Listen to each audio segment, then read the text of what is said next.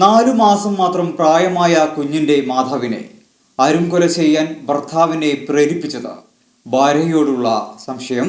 സ്ഥിരം ലഹരി ഉപയോഗിക്കുന്ന പ്രതി മുഹമ്മദിന്റെ ഭാര്യയായ കൊല്ലപ്പെട്ട യുവതിക്ക് മറ്റൊരു യുവാവുമായി ബന്ധമുണ്ടെന്ന സംശയമാണ് ക്രൂരമായ കൊലപാതകത്തിലേക്ക് നയിച്ചത്. ഈ വിഷയത്തെ ചൊല്ലി ഇവർ തമ്മിൽ മാസങ്ങളായി വാക്കുതർക്കങ്ങൾ പതിവായിരുന്നുവെന്ന് പോലീസ് പറഞ്ഞു. 2 ആഴ്ച മുമ്പ് മുഹമ്മദ് ഭാര്യയെ മർദ്ദിക്കുകയും തുടർന്ന് പോലീസിൽ പരാതിയുമായി എത്തുകയും ചെയ്തിരുന്നു. പ്രശ്നങ്ങൾ താൽക്കാലികമായി പറഞ്ഞു തീർത്തെങ്കിലും ഫാത്തിമ സ്വന്തം വീട്ടിലേക്കാണ് മടങ്ങിയത്. ചൊവ്വാഴ്ച രാത്രി 7 മണിയോടെയാണ് മുഹമ്മദ് ഫാത്തിമയെ വീട്ടിൽ നിന്നും വിളിച്ച് ബൈക്കിൽ കയറ്റി കടപ്പുറത്തേക്ക് കൊണ്ടുപോയതും കൊലപാതകം നടത്തിയതും.